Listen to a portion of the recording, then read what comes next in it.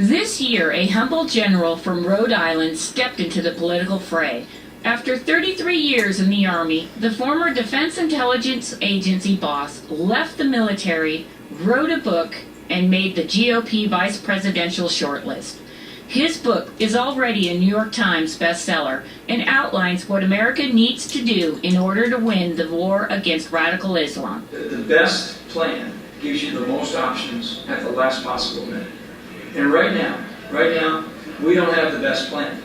A real strategic discussion about what is it that we are trying to achieve. What are our overarching goals? Is it the defeat of radical Islam? It has to be beyond that.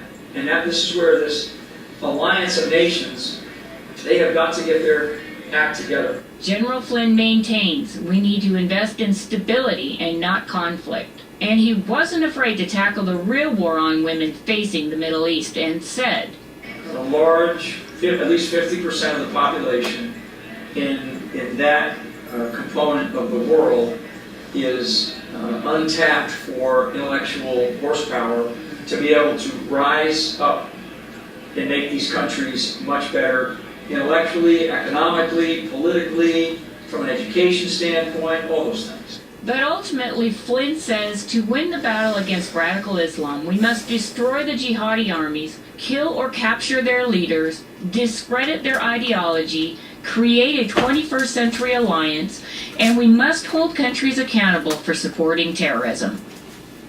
CW6 contributor Kimberly Dvorak is here to discuss the highlights of her interview with the general. Fascinating book. Here it is right here, bestseller.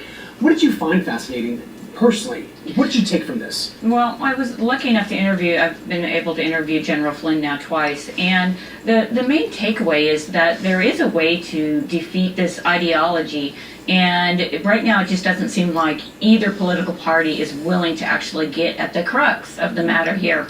Excuse me, and the crux of it is this radical form of Islam. And to get there and to actually fight that, General Flynn says that we need to actually work with our partners in the Middle East to help them fight this. And if they refuse to take up the fight against this, I mean, you got to talk about, the Saudi Arabia, Qatar. These are our allies in the Middle East, and they don't do anything to stop this. So, in effect, he said that, there are ways and things that we can do working together, but until those countries take those measures, we're going to continue in a never-ending circle here. Well, it almost seems like a simple solution that he's come up with, but why do the parties have conflict?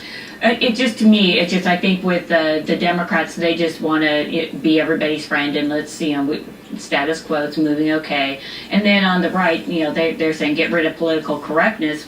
And, that may be right on some areas. But, when it comes to religion, people are very passionate about their own religion. So they're very sensitive to it at the same time. Exactly. So they don't want to be felt like they're being insulted as well. But we can't placate the radical Islamic terrorist either. And a measure that he talked about as a way of tackling this, we need to do some sort of reverse propaganda, because ISIS, as we know, is very good about getting on the social media and getting their message out there. We need to counter that message, and we're not doing a very good job of that right now. And that's a main component in fighting this war on a radical ideology. But if we don't have partner nations from the Middle East saying, look, guys, okay, this isn't us. We don't want you to represent us. Our religion does not do that. But right now we don't have that. So how hard will it be to actually get people together to come as one?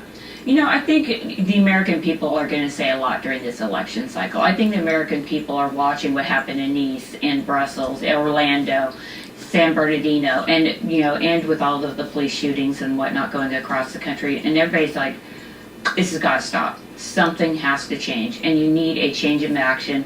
And General Flynn lies out, he says that we have to have a plan, but not only to fight and break them, but the day after, how to keep them out. Kimberly Dvorak, thank you so much. Here it is right here, The Field of Fight. Go pick it up. Bestseller. Great. Thank you so much. Great insight.